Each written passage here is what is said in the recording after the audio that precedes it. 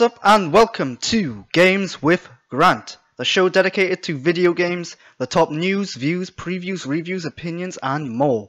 I'm your host Grant Burton. You can follow me on Twitter and Instagram at @the_Grant Burton, or you can go to forcedbygrant.wordpress.com for all of my written reviews and content. This show is dedicated to video games. If you're looking for film and television talk, you need to go to my YouTube channel and look for the Grant Burton Film and Television Show. But let's get on with this show. Once I tell you that you should subscribe to me, give me a thumbs up, leave a comment, question, topic, concern, some advice, but don't be a dick, because that is not helpful at all. So, let's get on with the show, and we start each and every week with the news. Sheriff Saeed at VG247 states, PS Now may be getting a download feature. Reddit user spotted download option in the pause menu, but it didn't work yet. So this is the biggest problem with PS Now, and that is that all you can do right now is stream your games, which is not very good because streaming, it causes latency and the image quality drops, there's lag, issues with internet and all that lot. Xbox Game Pass, meanwhile, is basically the equivalent to PS Now, but on that service you can actually download your games. So if PS Now adds a download feature, this is really going to make it much more appealing to people. Number 2. Michael Ansel, the maker of Beyond Good and Evil 2, states on Instagram, "We aim for a playable beta for the end of next year." So the end of next year, he's talking about 2019, which confirms that this game is a long way off if that's just the beta. And at this point he's just aiming for that. So it might come in 2020, who knows. And with such a big game, at least we'll be able to try it out. I love it when we get like a beta or a demo, because nobody likes spending their money on a game and then finding out it's not for them. I especially don't like doing that. Right, this is the big topic, and it's one that kind of annoys me. Robert Purchase at Eurogamer. The World Health Organization has officially classified a new disorder as gaming disorder. And, right, I've got to do a lot of reading because, well, I need to tell you what gaming disorder is. Characterized by a pattern of persistent or recurrent gaming behavior, which may be online or offline, manifested by 1. Impaired control over gaming, e.g. onset, frequency, intensity, duration, termination, context. 2. Increasing priority given to gaming to the extent that gaming takes precedence over other life interests and daily activities. And 3. Continuation or escalation of gaming despite the occurrence of negative consequences. And here's a quote from that article. The behavior pattern is of sufficient severity to result in significant impairment in personal, family, social, educational, occupational, or other important areas of functioning. The pattern of gaming behavior may be continuous or episodic and recurrent. The gaming behavior and other features are normally evident over a period of at least 12 months in order for a diagnosis to be assigned, although the required duration may be shortened if all diagnostic requirements are met and symptoms are severe.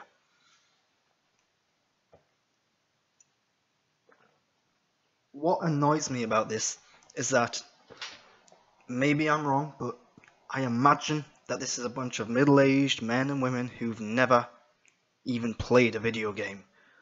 They are coming in here and they're basically defining this disorder without not being gamers themselves.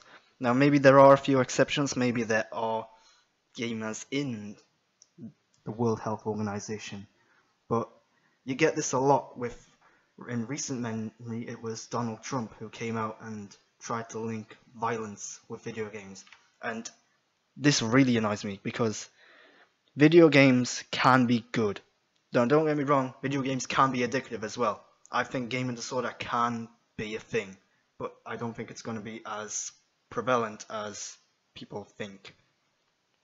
But when people come out and say video games cause violence or they make children or people violent, That annoys me because there's scientific and medical research done numerous times over many years and it's never been proven, and yet people still come out and claim it. So this annoys me a lot. It doesn't account for a lot of things. So what happens if you work in the video game industry? If you're making games, or if you're a video game journalist, your job is to play video games.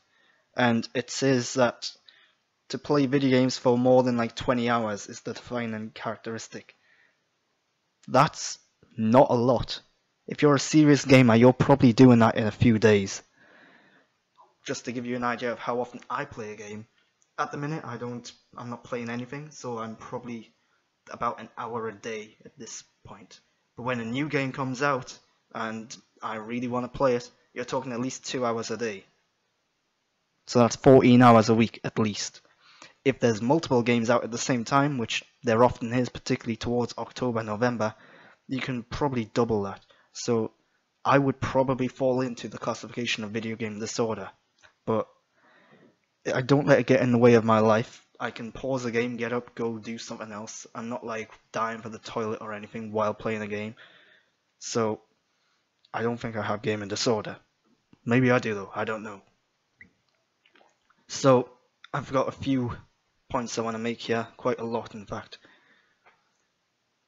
It says other life interests.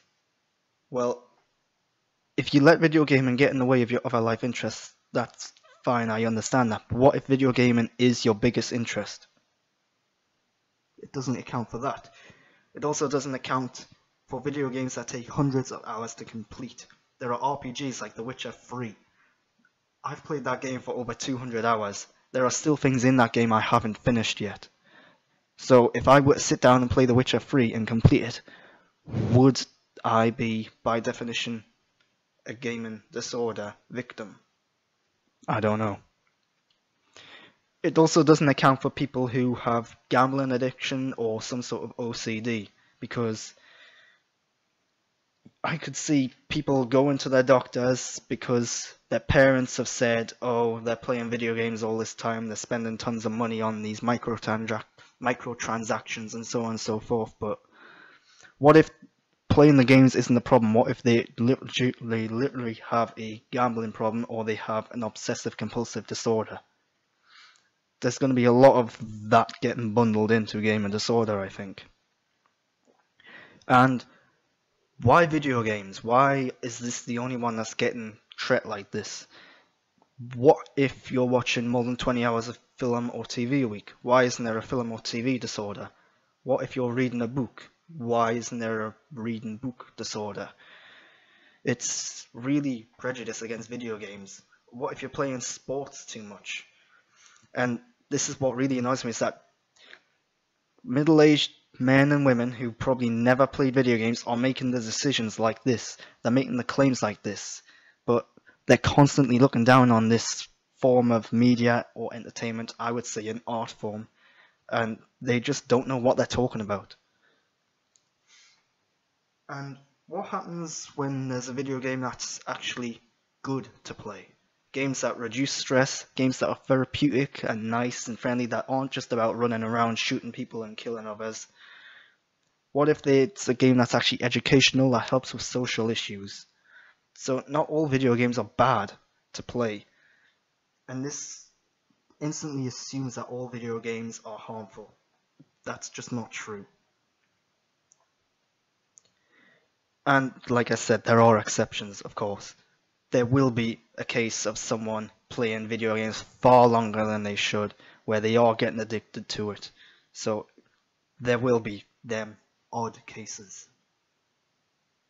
Moving on now. Michael Rougeau at GameSpot says Pokemon Go is getting Pokemon trading and a friend system, but trades require Stardust, an in-game resource. I'm not a Pokemon fan. I watched the animated show back when I was a kid, but Pokemon for many people is a video game franchise through and through. I remember you could get Pokemon trading cards, so to put trade in Pokemon Go, which was a huge big thing like a couple of years ago, makes perfect sense. I can totally see how this works. But are people still playing Pokemon Go? I mean, when it first came out, there was like a 2 week period where everyone was playing it. You had people going down to like the park and they were all talking over playing Pokemon and having fun together. It was great because how many games can you say actually made you leave the house and go exploring and socialize and so on and so forth? But are people still engaged to that level? I know they have huge Pokemon fan bases out there, so people will be playing this. But there's new Pokemon games coming out, and will Pokemon Go still be the thing when this happens? Right, this isn't really a news story anymore. It was earlier in the week. Basically, Rod Ferguson of the Coalition, he's the studio head of the Coalition, the developers of the Gears of War franchise. He confirmed that the game is just going to be called Gears 5. But the reason this isn't a news story is because done my research, turns out they've done the exact same thing for Gears of War 4, they called it Gears 4. But the point is, was the lack of the of war in the title going to be of significance? Turns out, no, it's not. It's just for sheer convenience. Moving on to talking about the trailers this week. Minecraft is getting crossplay, and the only reason I want to talk about this trailer is because it's actually quite funny. There's the whole debate about Fortnite becoming on Switch, but you can't crossplay, and PS4 accounts cannot be transferred over to the Switch. But the reason this is funny is because the trailer for Minecraft's crossplay really takes a shot at that. I wouldn't be surprised if this was put together at the last minute to try and have like a little in-joke against PlayStation and the Fortnite incident. Next up, Westworld on mobile. There was a news item that broke just yesterday, I think. I'm going to touch on that in a little bit. But before I saw this news item, I watched this trailer and my instant thought was, wow, this looks like Fallout Shelter. I've played Fallout Shelter, it's not for me. It also looks a bit like The Sims in some ways. I like the visuals, it's very colourful. It has good links with the TV show, but this sort of game, it's a mobile game. I can see there being a lot of microtransactions, which people are going to get really mad and angry about, which is fair enough. The news that broke yesterday is that Bethesda Game Studios, the developers of Fallout Shelter, are now suing Warner Brothers and the makers of this game because not only does it look like Fallout Shelter, apparently it actually uses some of the code that's in the original Fallout Shelter game. And someone's even pointed out that it's got the exact same glitches and problems that Fallout Shelter had when that first launched. So, yeah, this game probably not going to be around too much longer. If you really want to play it, now's the time to get it before it's gone altogether. And yeah, shame on them for just copying someone else's game and trying to pass it off as their own. Right, this game's interesting. The Exorcist Legion VR. It's an episodic game and it's in VR. I watched the trailer and I was impressed by the visuals. VR games usually, they're graphically not quite as powerful as other games, usually. This one looked like it was really quite impressive that way on. I want more VR games. I've got a PSVR headset right here, and honestly, I never really use it because all these VR games, they're just like small experiences. And with this coming out being an episodic game, I think that's exactly what this is going to be too. Looking at this though, I got major Gone Home vibes. I think it's going to be a bit of a walking simulator. You're exploring these environments, there's going to be like ghostly goings on and so on. And yeah, with it being episodic as well, how long is each episode? Because that's probably going to be a big factor in whether or not it's an experience or a full-fledged game. Another thing I want to say is that I'm glad it's not just adapting the film franchise or the TV show for that matter. I'm glad it looks like it's doing something unique and interesting. Moving on to reviews. Now, this isn't a review so much because I don't think you can review a game like Fortnite. It's more of a reaction. Fortnite is now on Switch, and prior to it coming on Switch, I hadn't played it. I'd seen others play it. It looked like a really fun game, but multiplayer, 100 people, go down to an island, last person alive wins. I'm not big on multiplayer games. I try to avoid them. I like games with story and characters. But I've got nothing else to play right now, so I gave it a go, and I really like it. It's really fun. Uh, Graphically, it looks great on the Switch. It's from playing it in handheld mode and playing it using the Pro controller in docked mode, it's very good. I don't notice too much of a downscale in graphics or resolution. It does play much better on a Pro controller though. Playing it in handheld mode can be a little finicky. I know you can go in and change the control scheme, I need to do that. The one thing I'm not sure about this game is the building mechanics. I think it's going to take some learning, and right now I can see where the building mechanics are helpful for building cover or getting over areas you need to, but yeah, I haven't quite got the hang of that. But yeah, Fortnite, really fun. I'm probably going to play a little bit here and there, but it's not going to be the next big thing for me, I don't think.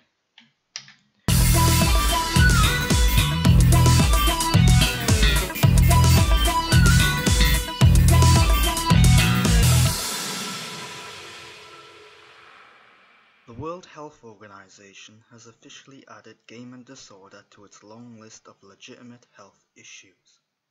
For years now, mainstream media, politicians, and more have repeatedly claimed that video games can lead to violent behaviors and acts.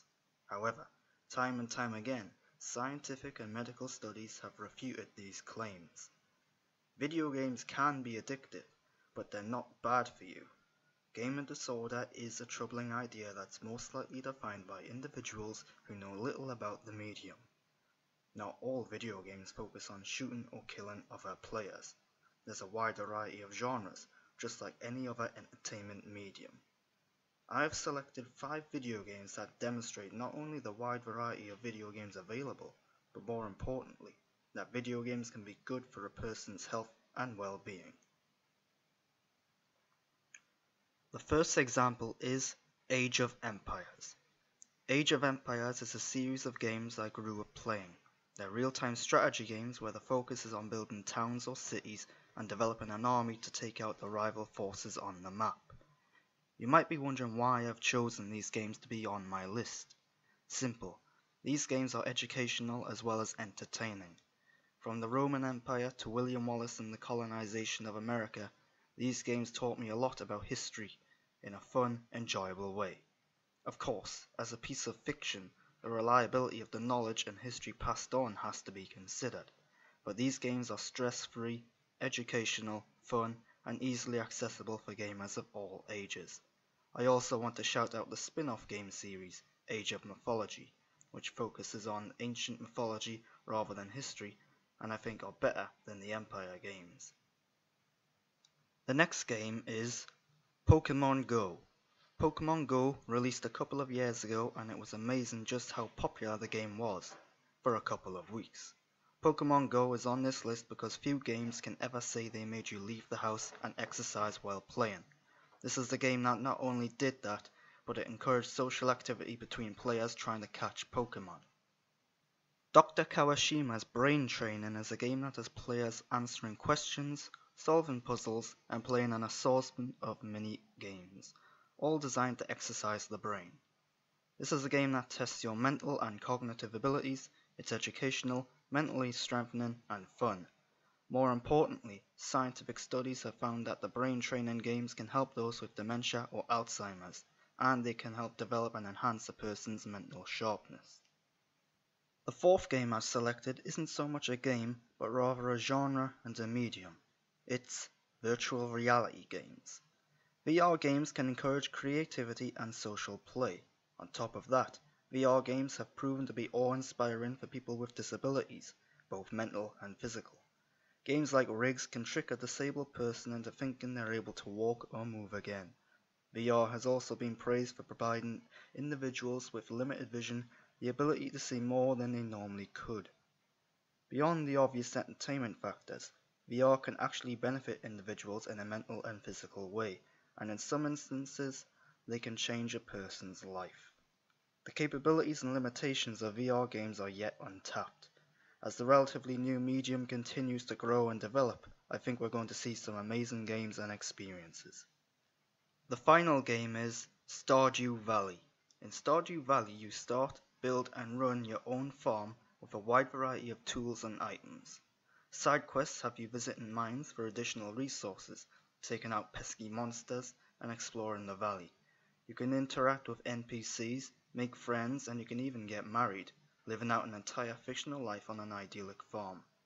The game is a relaxing, fun pastime. There's also a story with RPG mechanics, meaning there's purpose to play for those that desire it. These are just 5 examples of games that prove video games can be a good thing. Video games can be relaxing, stress relieving, educational, exercise encouraging, and most importantly, fun. If gaming disorder is a thing, these are just some of the games that demonstrate how it might not be as serious as some might think it can be. Well, that's all I've got in store for you this week. This is Games with Grant, your weekly video games show. I give you all the views, the news, reviews, previews, big topics, features, opinions, and more.